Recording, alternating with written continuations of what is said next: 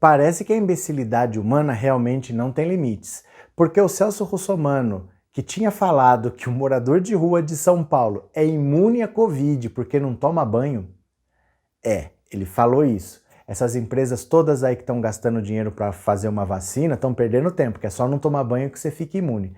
Mas ele piorou a situação. Agora ele disse que não houve ditadura militar no Brasil. Pode ter tido um regime militar, pode ter tido um governo militar, mas não ditadura. O que aconteceu não foi uma ditadura. Eu acho que eu preciso explicar para o Celso Russomano o que aconteceu no Brasil, o que foi o golpe militar, o que foi a ditadura militar. Vou aproveitar e explicar para você o que é o famoso AI-5. Muita gente ouve falar e não sabe o que é. Se você tem interesse, eu vou te explicar. Vem comigo.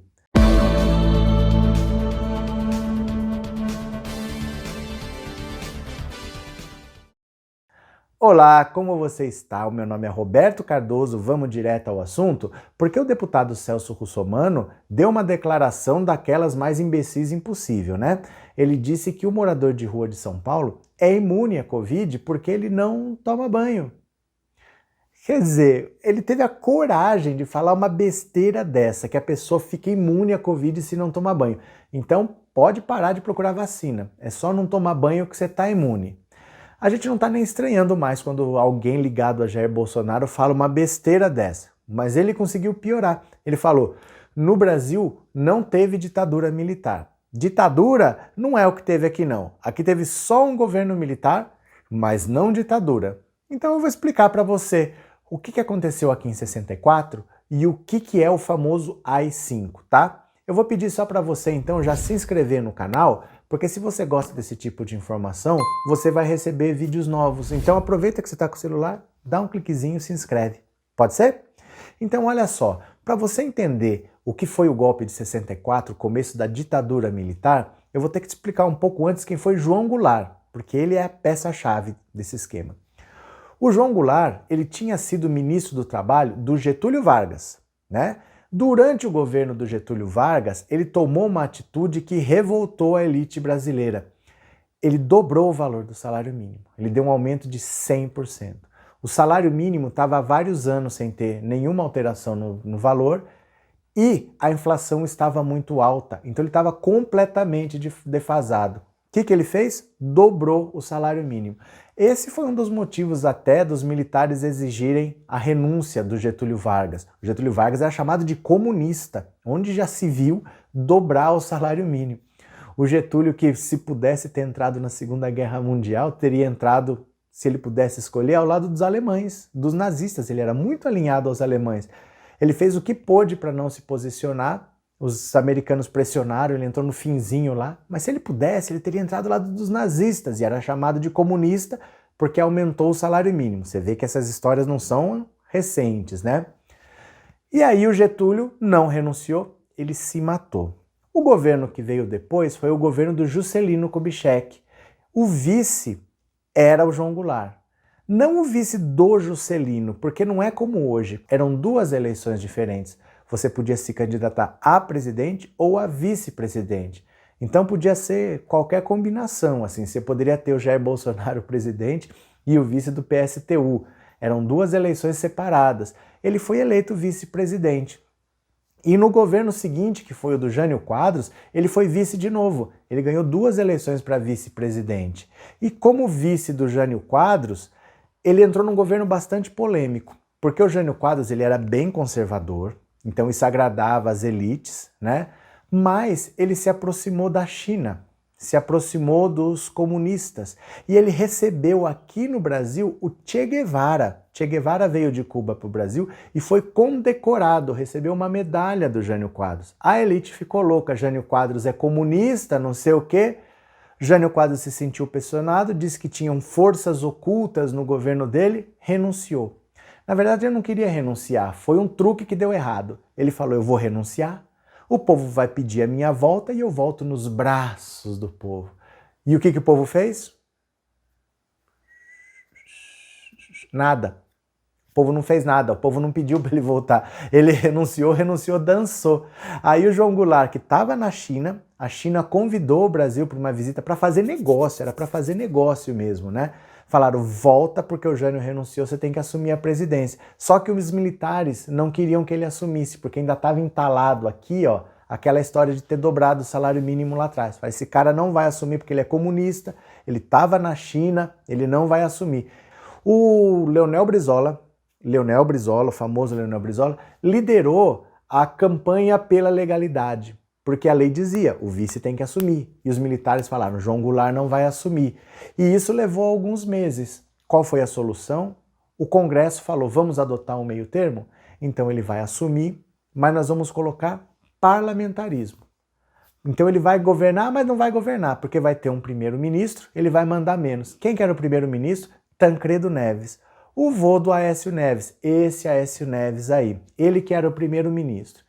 Então ele voltou, assumiu a presidência, mas no parlamentarismo, o vice era o Tancredo Neves. Em 62, ele fez uma outra coisa que deixou a elite louca. Conseguiu aprovar, ele fez uma articulação lá no Congresso e conseguiu aprovar a lei da remessa de lucros, que era assim, empresa estrangeira só poderia mandar para o exterior, no máximo, 10% dos lucros. Imagina os americanos que acharam disso. Aí começaram a odiar de vez João Goulart, já não tolerava o aumento do salário mínimo. Agora estava limitando o lucro, eles queriam levar o lucro todo embora. Não podia, só podia levar no máximo 10%. Só que ele fez uma coisa muito esperta, ele conseguiu tirar a idade mínima para você se aposentar. Até bem pouco atrás não tinha idade mínima. Você lembra que só precisava ter contribuído 35 anos e você se aposentava? Foi o João Goulart que tirou essa idade mínima. Aí o povo ficou do lado dele. E em 63 ele fez um plebiscito. Vocês querem que volte o presidencialismo ou querem que continue o parlamentarismo? O povo em massa pediu o presidencialismo e aí ele assumiu a presidência de fato. E aí começou aquele negócio, ele quer fazer reformas de base, ele vai querer fazer reforma agrária, o cara já tinha dobrado o salário mínimo, já tinha feito a lei da remessa de lucros e agora vai querer fazer reforma agrária? Aí não, aí veio o golpe. Aí os militares, junto com a elite, com a organização do governo americano, articularam para tirar o João Goulart e impor uma ditadura militar no Brasil. Quando você começa uma ditadura, é bem comum você rasgar a Constituição, porque tudo que vai acontecer dali para frente, uma Constituição de um regime democrático não permite. Então você rasga e faz outra Constituição. Os militares nem ligaram para isso, porque eles não iam seguir a Constituição mesmo, não iam dar bola. Então eles começaram a governar por atos institucionais, que eram praticamente decretos. O presidente podia fazer o que ele bem entendesse, ele fazia lá um decreto que chamava ato institucional, que é o AI, ato institucional, e para você ter uma ideia, eles fizeram 17 atos institucionais. O mais famoso é o ato institucional número 5, mas para você ter uma ideia da escalada do regime, eu vou falar um resumo dos 5 primeiros para você entender. Então, o ato institucional número 1, ele previa a instalação de uma Assembleia Constituinte Popular. O ato institucional número 2 decretou o fim dos partidos políticos, extinguiu as garantias da magistratura e possibilitou a cassação de direitos políticos. Você vê que a coisa está ficando mais séria. O ato institucional número 3 determinou eleições indiretas para governador. Você já não votava mais para governador, o governador era indicado pela ditadura, era o que se chamava de governador biônico. Você teve o ato institucional número 4, que convocou um congresso em sessão extraordinária para discutir, votar e promulgar o projeto de Constituição apresentado pelo presidente general Castelo Branco. Ia sair daí, só saiu em 67, uma nova Constituição para o Brasil. E depois o ato institucional número 5, que esse foi o pior de todos, porque deu plenos poderes ao presidente para fazer o que ele bem entendesse. Dá uma olhada. O ato institucional número 5 conferia ao presidente o poder de fechar as casas do Legislativo, a Câmara e o Senado, suspender direitos políticos, cassar o mandato de parlamentares que se manifestassem contra o regime militar, suspender as garantias do habeas corpus em crimes políticos e suspender as garantias do membro do judiciário. Então você imagina a situação, você é um deputado. Se você atacasse o governo, ele podia cassar o seu mandato. Pronto, perdeu o seu mandato, sai daqui, some. Também cassava os seus direitos políticos, você também não ia poder se candidatar a mais nada. Ele podia dizer que o que você falou era crime, pegava você e prendia. E você não tinha direito a pedir habeas corpus, porque não existia mais habeas corpus para crime político. Se algum juiz falasse, não, isso aqui não está certo e te absolvesse, você também tirava esse juiz, você podia tirar alguém do judiciário de lá, não tinha mais garantia. E se o problema fosse geral, não fosse um outro, ele podia fechar a Câmara, podia fechar o Senado, e isso deu margem para o governo fazer o que bem entendesse. Então foi daí para frente que se radicalizou, que partiu para tortura, as pessoas começaram a desaparecer. Foi terrível, foram os piores anos da história do Brasil, sem dúvida nenhuma. O Celso Russomano diz que não houve uma ditadura militar porque ele simplesmente quer se colocar como parceiro de Jair Bolsonaro.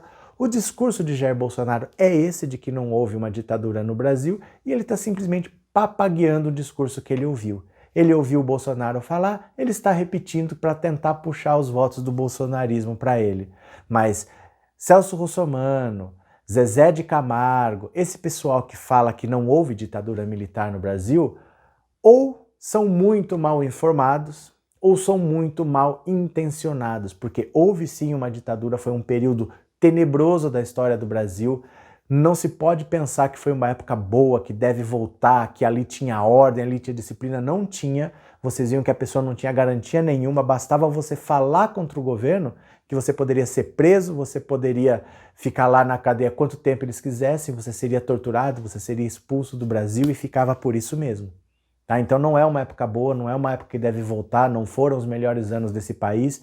Eles saíram do governo, deixaram aí uma dívida externa absurda que só quem pagou depois foi o Lula.